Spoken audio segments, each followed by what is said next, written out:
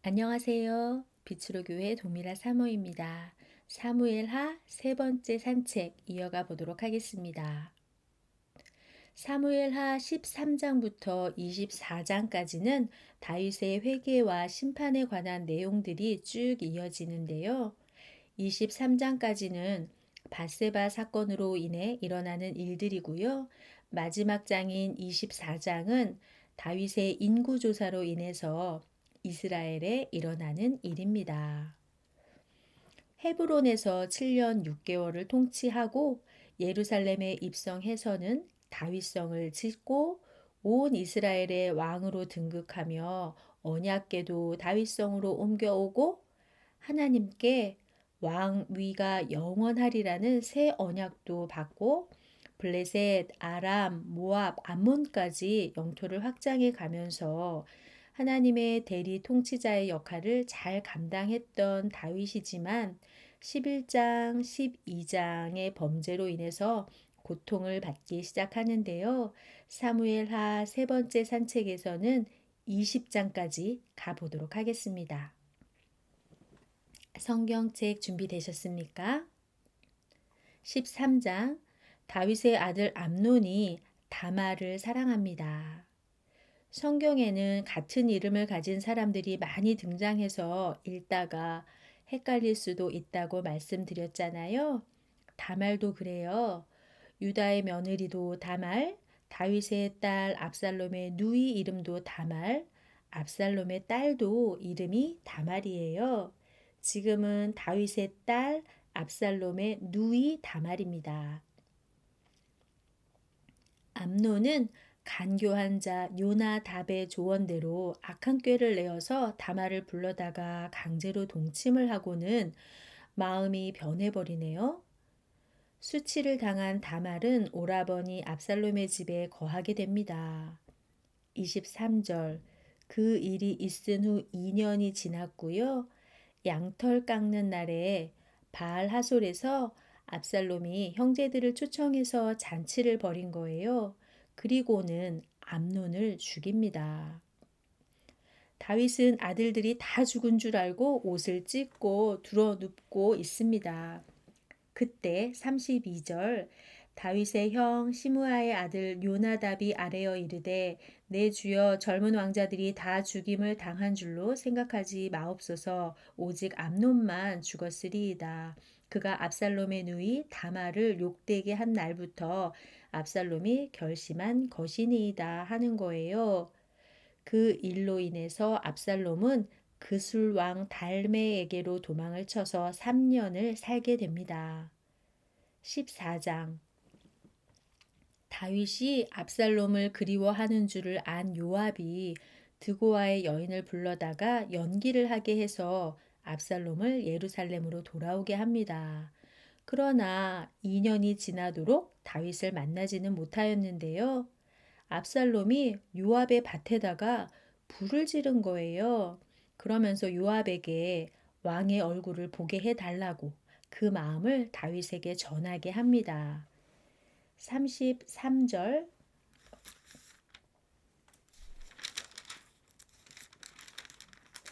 요압이 왕께 나아가서 그에게 아뢰매 왕이 압살롬을 부르니 그가 왕께 나아가 그 앞에서 얼굴을 땅에 대어 그에게 절하매 왕이 압살롬과 입을 맞추니라. 이렇게 해서 다윗과 압살롬은 5년 만에 얼굴을 보고 화해를 합니다. 그런데 압살롬의 반역은 이제부터가 시작입니다. 15장 압살롬이 왕에게 송사나 재판을 받으려고 찾아오는 사람들을 중간에서 가로채서 이스라엘 사람들의 마음을 훔칩니다. 그리고는 압살롬이 헤브론에서 왕이 되었다고 거짓 소문을 나게 합니다. 다윗의 모사였던 아히도벨도 자기 편으로 만듭니다. 그래서 14절부터는 다윗이 후궁 10명을 궁에다 남겨 궁을 지키게 하고 도망을 치는데요. 600명 정도가 함께 합니다. 아들의 반역으로 인해서 눈물로 도망하고 있는 다윗 일행의 모습을 쭉 기록하고 있고요. 다윗이 제사장 사독과 아비아달 그리고 도망 중에 만난 다윗의 친구 후세도 예루살렘으로 돌아가서 아히도벨의 계략을 어리석게 해달라고 보냅니다. 16장 그 도망길에 사울의 신하였고 요나단의 아들 무비보셋의 재산 관리를 맡은 시바가 다윗을 맞아 도움을 주고요. 다윗이 바후림에 이르렀을 때에는 사울의 친족 중 하나인 시므이가 나와서 다윗을 저주합니다. 9절 아비새가 시므이를 죽이려고 하는데요. 다윗이 말립니다. 11절 또 다윗이 아비새와 모든 신하들에게 이르되 내 몸에서 난 아들도 내 생명을 해하려 하거든 하물며 이 베냐민 사람이랴 여호와께서 그에게 명령하신 것이니 그가 저주하게 버려두라.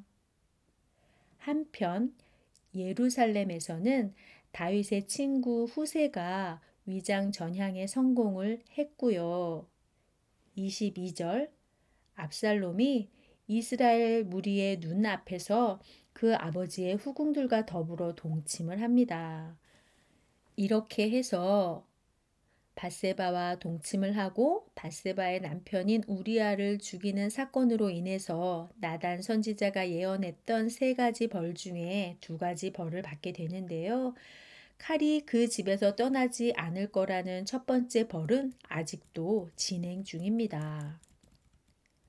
17장 하나님께서 압살롬을 파하시기로 작정하시죠.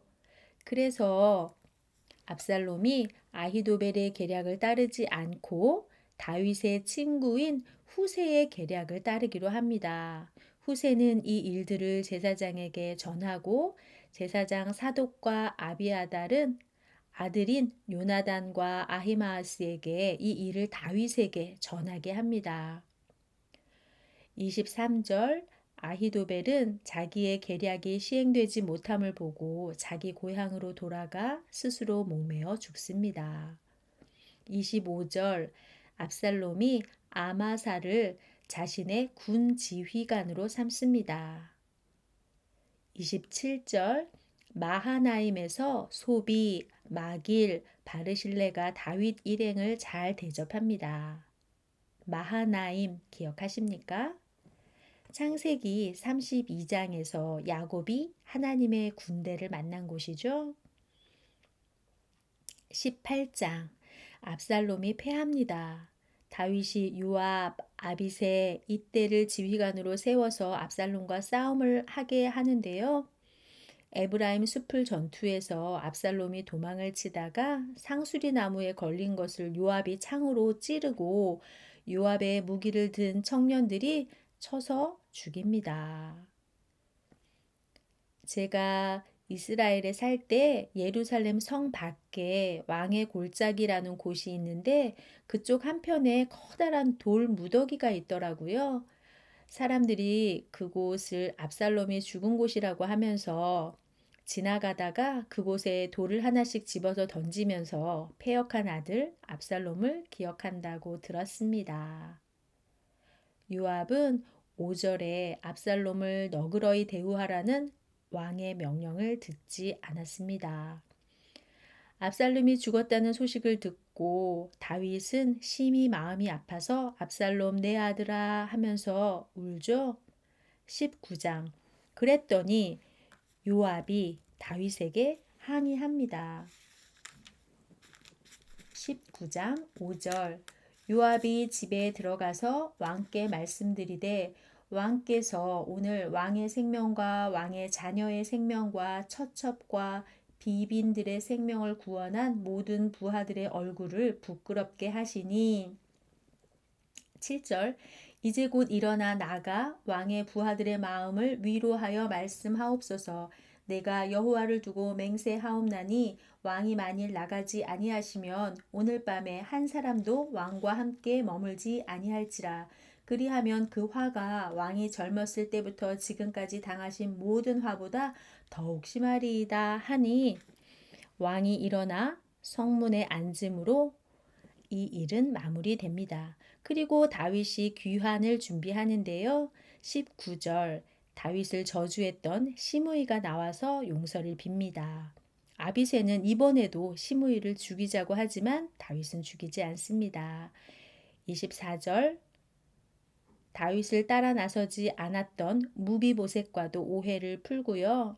32절 마하나임에서 다윗 일행을 후대했던 바르실레가 예루살렘으로 같이 가자는 다윗의 제안에 자기 대신 김함을 데려가 달라고 부탁하기도 합니다.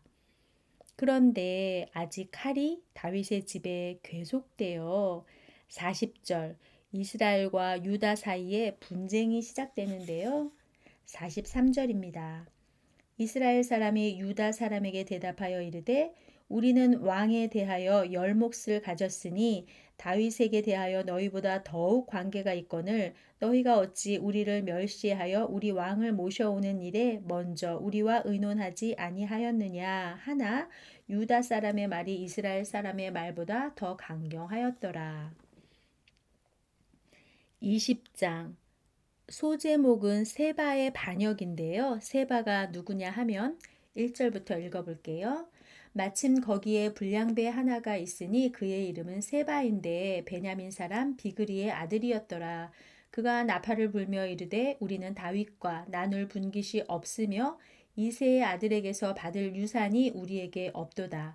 이스라엘아 각각 장막으로 돌아가라 하매 이에 온 이스라엘 사람들이 다윗 따르기를 그치고 올라가 비그리의 아들 세바를 따르나 유다 사람들은 그들의 왕과 합하여 요단에서 예루살렘까지 따르니라.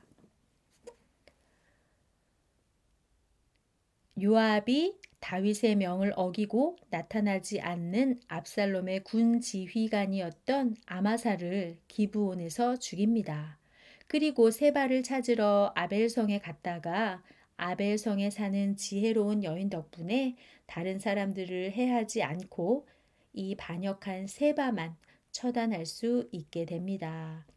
세바의 반역도 세바의 죽음으로 마무리되었습니다. 오늘도 수고하셨고요. 다음 시간에 21장부터 이어가 보도록 하겠습니다. 샬롬.